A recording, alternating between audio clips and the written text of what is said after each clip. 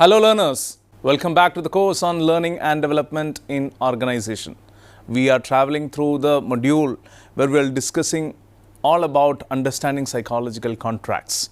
We tried to decipher what psychological contract is, how is it different from an actual contract. We looked into the possibilities of the psychological contract. Today, we'll see some critical aspects with respect to the understanding of psychological contract from an encoding, decoding and individual predisposition point of view. I am Dr. Cyril. Issac. I am an assistant professor at the School of Business, Indian Institute of Technology, Guwahati. Today, we'll start with a new theme, a theme which might be quite familiar to most of you because it's given by Carl Jung, who looks outside dreams and who looks inside awakes. So many a time we tend to understand this. Maybe now we are realizing this is a fact. So today's discussion, be it encoding, be it decoding, everything will be hovering around this particular thought. Let's start. Let's look into encoding in psychological contracts. Encoding, as some of the communication specialists might be actually watching this video, it is simple. It is a process by which parties in an employment relationship communicate and signal their expectations, promises and obligations. So it is not only what you generally expect from the organization. Yes, that is communicated, no doubt about it.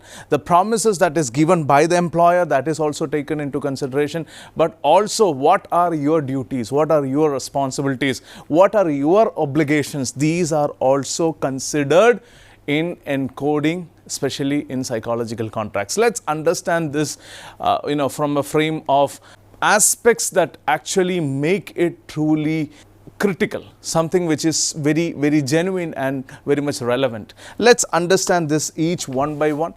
Let's start with the message formation. When you are talking about encoding specifically, message formation refers to how organizations and their representatives create and articulate the content that forms the basis of psychological contract. So this typically involves something like content development,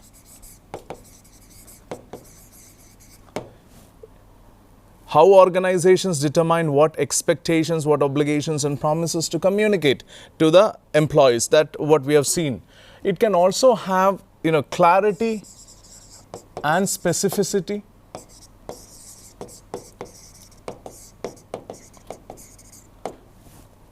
How precisely organizations define terms and conditions of the employment. There can be something that is related to tone or maybe framing. So how messages are shaped to convey organizational values and priorities, and even sometimes there might be perspective taking.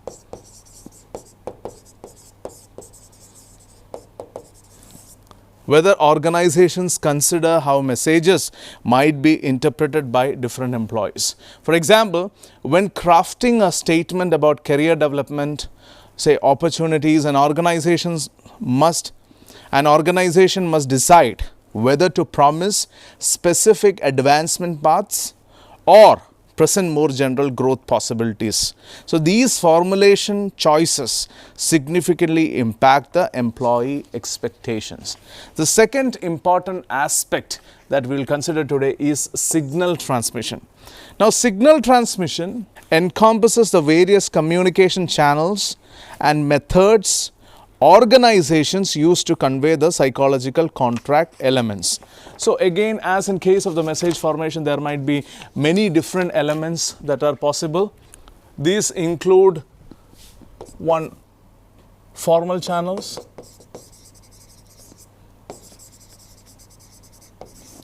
so employee handbooks, be it policy documents, be it employment contracts, mission statements or even official communication, all form part of the formal channels. Then there can be leadership communication.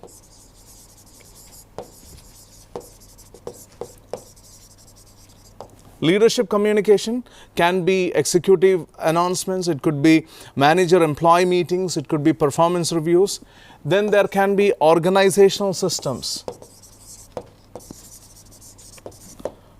compensation structures, the promotion criteria that is used in the organization, or even the work assignment process within the organization, all come under organization system. And even there could be some cultural artifacts.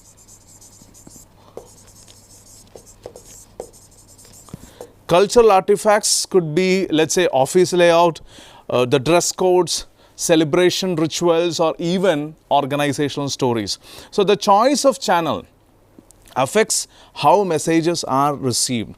Statements made during recruitment interviews, they may carry different weight than those in the formal policy documents, though both contribute to psychological contract formation.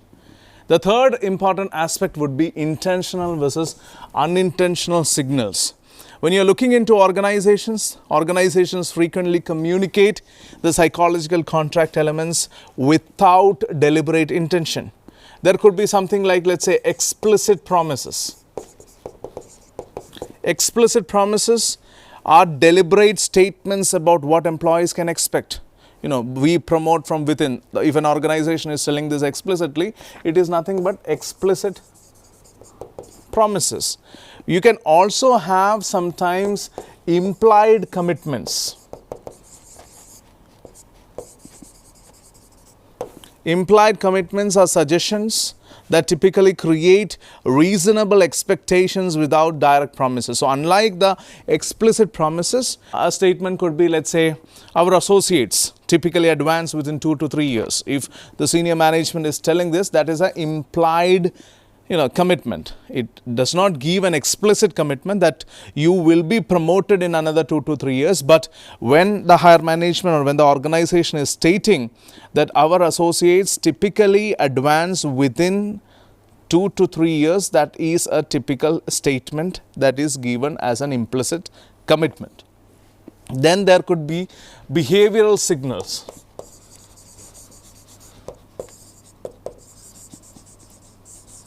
Behavioral signals are actions that communicate expectations more powerfully than words. Let's say executives working weekends signals expectations about the work hours. It is a communication that is going between the two entities. And there can be also certain organizational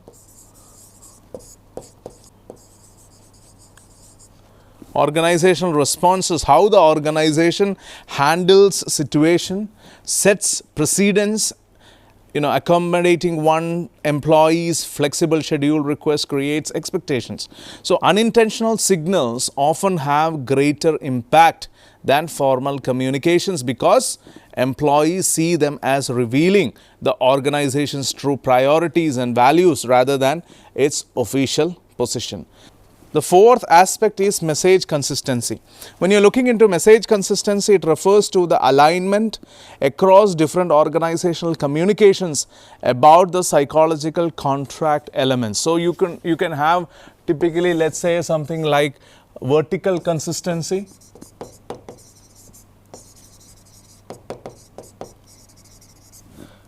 That is something which we understand as an alignment between top leadership messages and the frontline manager communication. There could be horizontal consistency. Horizontal consistency is nothing but coherence across different departments and functions. There could be temporal consistency. Temporal consistency is nothing but the stability of messages over time despite the organizational changes, and there can also be cases of channel consistency. Channel consistency is a case where similar messages, regardless of communication medium or context, they have consistency. So inconsistency, if you ask me, creates confusion and it undermines the trust. When the recruitment team typically promises, let's say, something like work-life balance, while the operations department expects overtime, employees receive mixed signals about their psychological contract. So similarly, when an organization emphasizes teamwork in public statements but rewards individual achievement, employees must reconcile these contradictions. So there could be situations, I'm not telling that psychological contract is a straight game. There could be situations where such aforementioned contradictions can creep in. Organizations that maintain consistency messaging across context create clearer psychological contracts. However, achieving these consistency requires awareness of all the ways of organizations, how they encode expectations, be it intentionally, be it unintentionally, and the coordination across the organizational function. Now let's look into the decoding aspect. Decoding in psychological contract is something that represents how employees interpret, process, and derive meaning from organizational signals about the psychological contract. So when you are looking into decoding, you have to understand, we follow a similar approach, how we try to decode the encoding part, we'll try to decode the decoding part also. So what are the key aspects of decoding? Decoding starts with message reception. Message reception involves how employees initially perceive and attend to signals about the psychological contract. So there could be cases of, let's say, selective attention.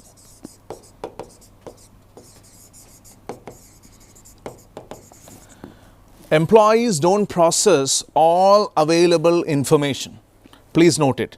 But focus on aspects that is relevant to their concerns or interests. We are all aware of that. An employee concerned about job security might closely notice organizational communications about restructuring while missing signals about development opportunities. You look into message reception, you will also see that there could be signal strength perception.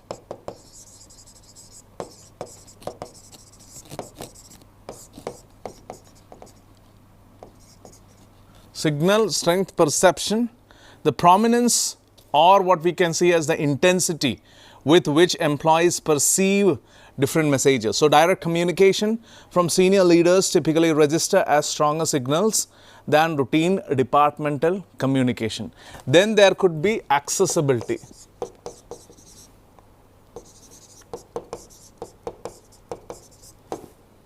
How easily employees can access various organizational messages. So information shared in team meetings may be more accessible than policies buried in an intranet site. And the fourth aspect could be perceptual filtering.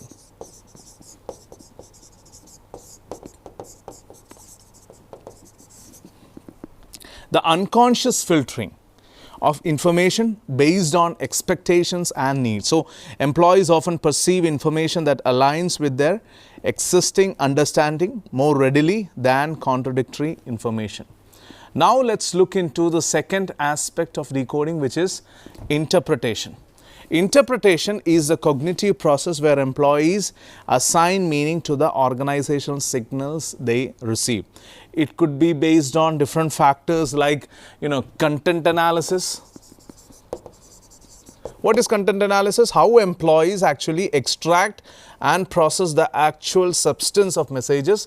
That is what content analysis is.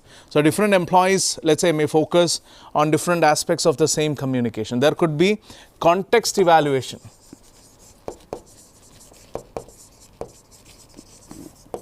How surrounding circumstances influence interpretation. The same message delivered during a period of organizational growth versus during downsizing will be interpreted differently. Then there could be source credibility assessment.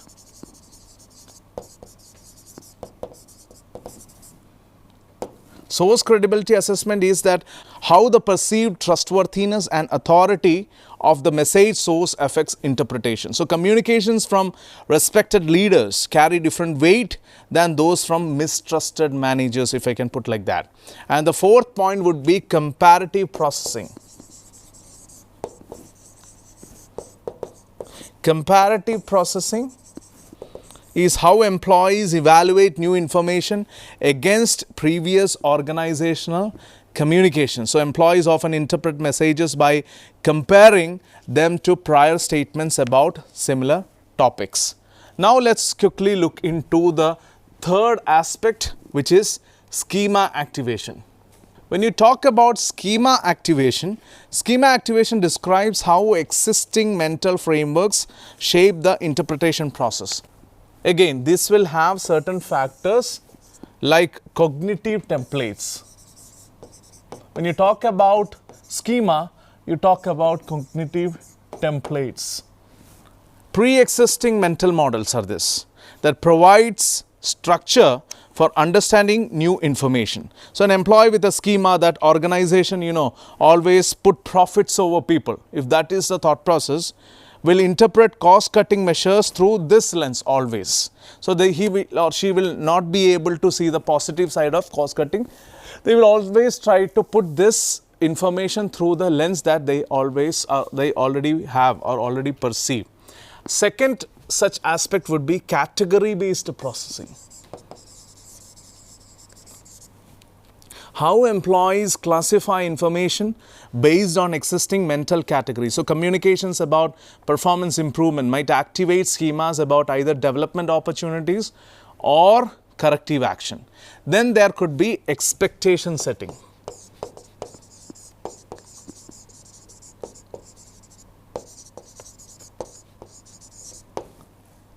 How schemas create anticipatory frameworks that guide attention and interpretation, and employees with positive workplace schemas may interpret ambiguous communications also more favorably.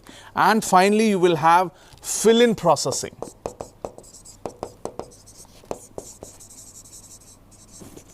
How schemas allow employees to fill gaps in incomplete information with, let's say, assumed details based on the previous experiences. So when an organization provide partial information, employees use schema to complete the typical picture. So this has certain basic idea.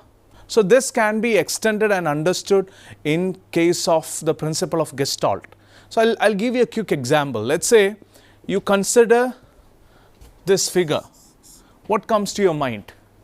Most of you might be telling square. Let's assume that this sides of that particular figure all are same. Then most of you would definitely be inclined to say it is a square. Similarly, if I have a diagram like this, most of you might be inclined to say this as a circle. And similarly, if I say this or draw this, let's say, maybe to make it more clear, most of you might be putting it as a rectangle. So specifically, what is happening here is that I have not closed this. If you have observed, all these aspects or all these edges or the corners I have not closed. But our mind has a way to read it as a closed figure. We have a sense of closure. This is Gestalt. This is the philosophy of Gestalt. When you are looking into any particular figure or let's say object, we have a sense of closure. So when you are looking into this schema activation and specifically the fill-in processing which I mentioned, our mind schema, we had a good discussion in the previous session, is all about cognitive scaffolding. So we tend to close the figure. We tend to understand this as a complete figure, and this is vital. This is critical to what we understand as the schema or the closure or fill-in processing with respect to the schema activation. Now coming to the fourth point, which is sense making, I would say that sense making is all about an ongoing process of organizing experience into coherent understanding. So you might have some elements like, let's say, narrative construction. Narrative construction is how employees create stories that connect and explain various organizational signals. These narratives help employees understand their relationship with the organization. There could be something like social verification.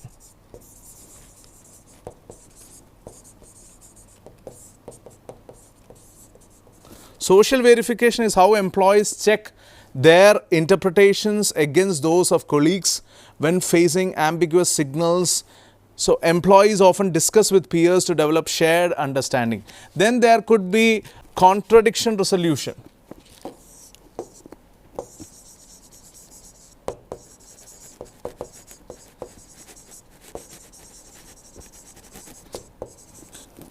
How employees reconcile conflicting signals about the psychological contract. So when faced with mixed messages, employees must determine which signals are more credible or relevant. And finally, you will have dynamic updating.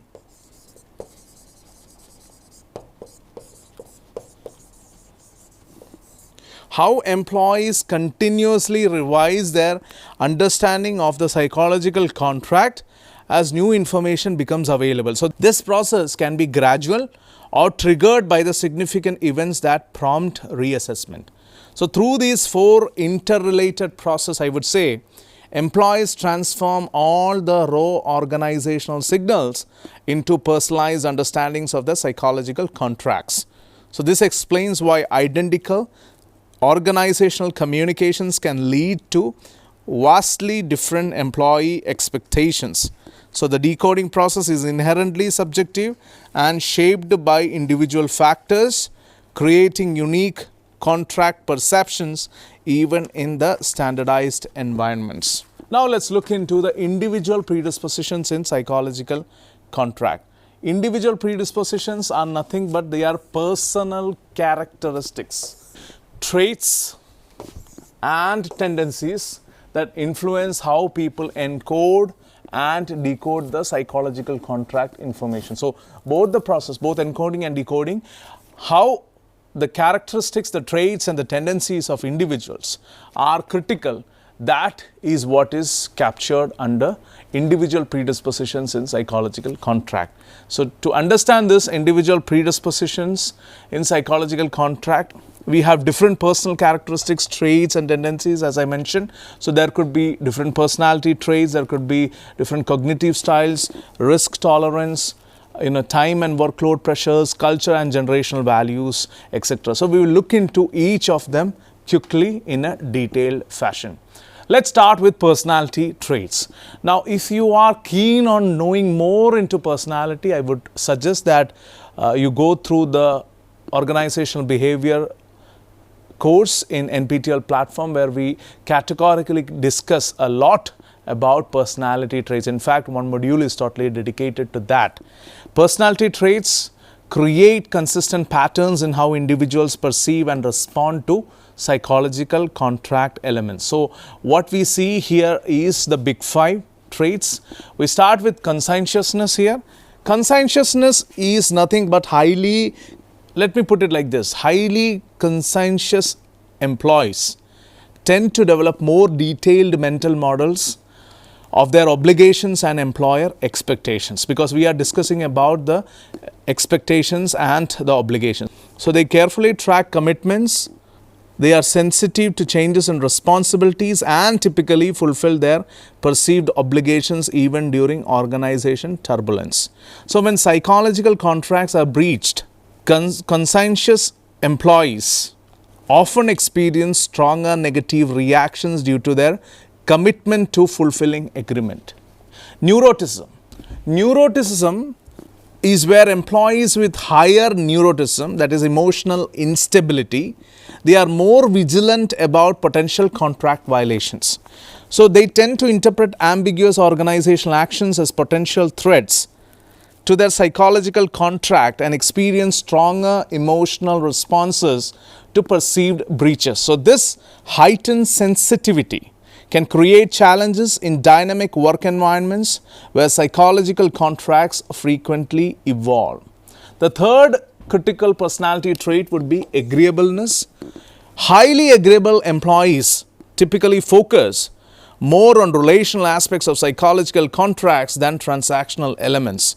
So they prioritize harmony and tend to be more forgiving when organizations fail to deliver promised benefits or opportunities. So these employees often adjust their expectations to maintain positive relationships rather than insisting on strict adherence to perceived promises. Then you have extraversion. You look into extroverted employees, they typically develop broader psychological contracts through their extensive social networks.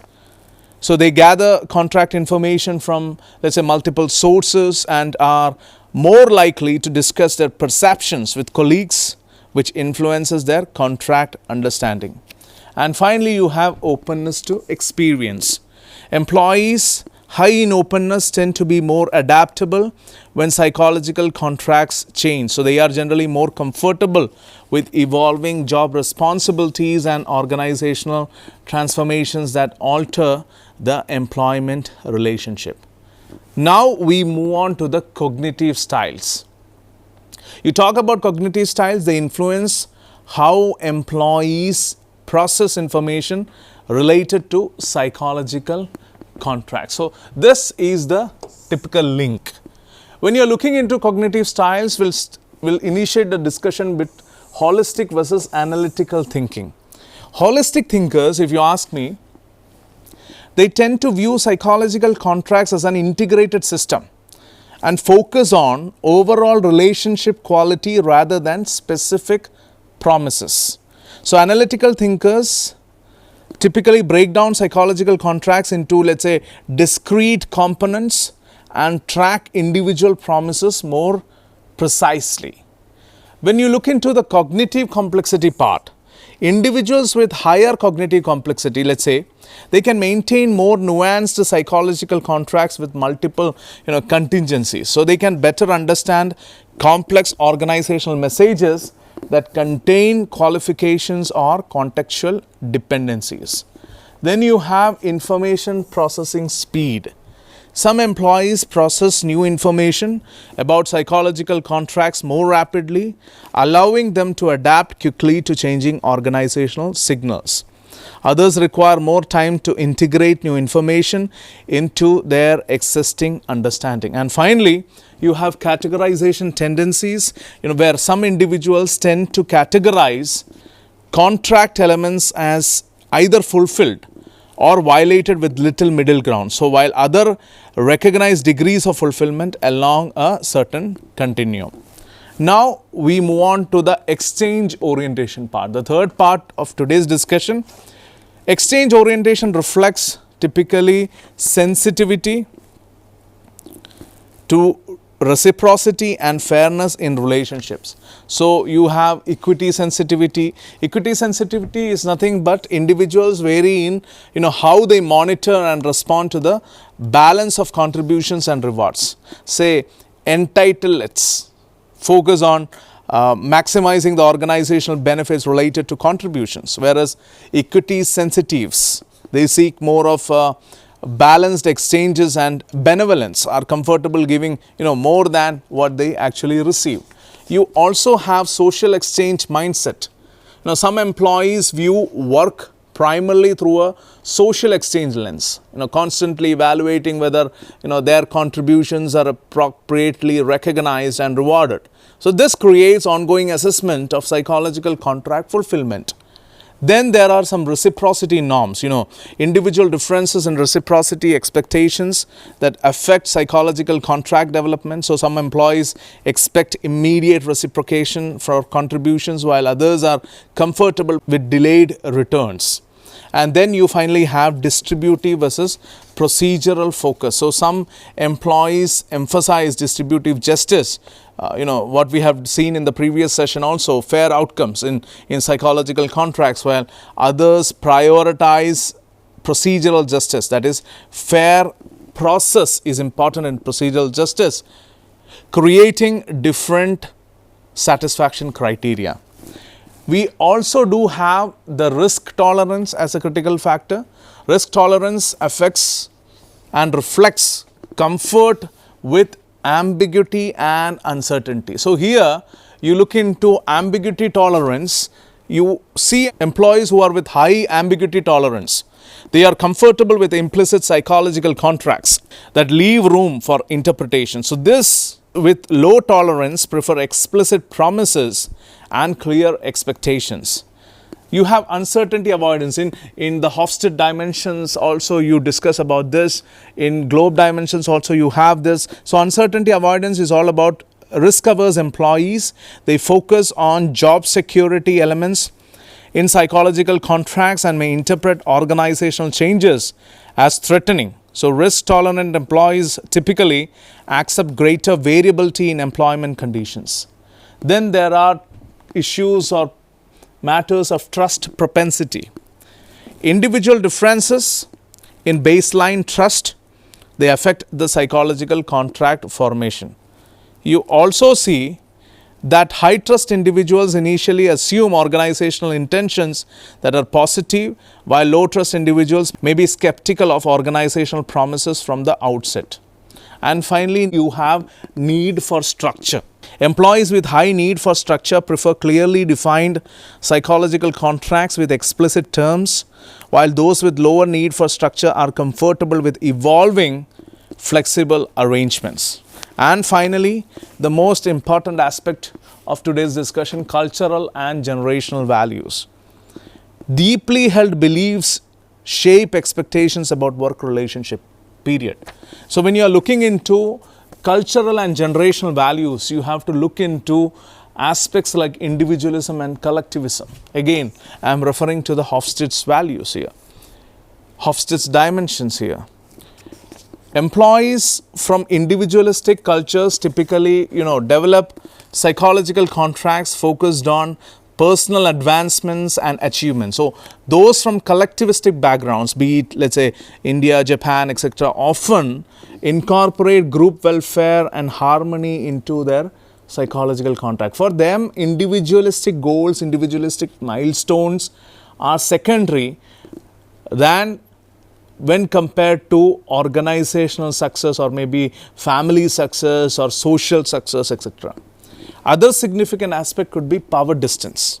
Employees from high power distance background may accept hierarchical decision making about the contract terms, while those from low power distance cultures expect participative processes. Then there are concerns of work centrality. The importance of work in one's identity affects the psychological contract scope. So those with, let's say, high work centrality develop more extensive psychological contracts covering personal growth and identity expression. Then there are generational differences. You talk about the baby boomers. They often emphasize loyalty and security in psychological contracts. You look into Gen X, they value autonomy and work-life balance, while millennials and Gen Z typically expect development opportunities, meaningful work, and technological integration. So these predispositions, if you ask me, act as perceptual fillers through which employees interpret organizational signals.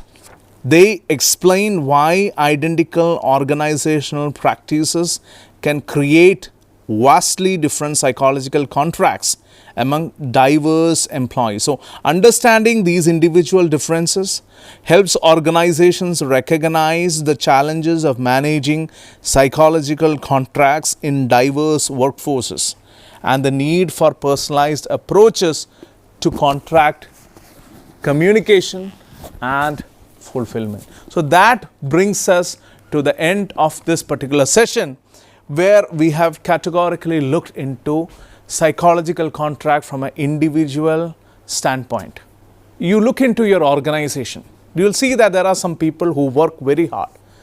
They think that the organization is going to reward them. There might be instances where they have not been rewarded, and again they feel that all the efforts that they had did or spent, it became futile. But still they keep on doing it. They might be thinking that the organization may reward it, not today, maybe not tomorrow, but maybe day after tomorrow. Someday the organization is going to recognize this. So there could be one individual like that. There could be another individual who might not be even looking forward to any such possibilities. So he or she might be not motivated to work. This could also be a phenomenon. So when you are looking into your organization, let's say people who are listening to me who are working, you look into the people, the employees, the co-workers who are working with you. look into all the possibilities, their work styles, it is highly different from you. The motivation that you have, we leave across all the extrinsic motivation like money, all the benefits that are the perks that the workforce or the work specifically brings you. But we look into what you get from the job satisfaction, or the perceived psychological contract that you have with the employer. It might be discretely different from the psychological contract your co-worker is having with the same employer. This is the base point I wanted to clarify today. You look into individuals. I try to bring on my old saying, it takes all types of people to make this world. You are there, your co-worker is there, both from the same background, both from the same cultural context, both from the same educational background. Still, your work expectations might be different, the way you work might be different, and the reason for this is typical. It is because of the psychological contract. So today we had an extensive discussion on the encoding part, on the decoding part, and also on individual predispositions when it comes to psychological contract. So when you look into a set of people, some of them are very interested, very keen on learning, whereas some of them are not at all happy. They are okay, they are satisfied with what they are having, and they don't have a growth mindset, they don't want to develop. This is the reason, and I hope today's session will act as a foundation, as a fundamental block for all your learning and development understanding in the subsequent sessions. Thank you for listening to me patiently. See you with more details of learning and development in the next class. Till then, take care. Namaste.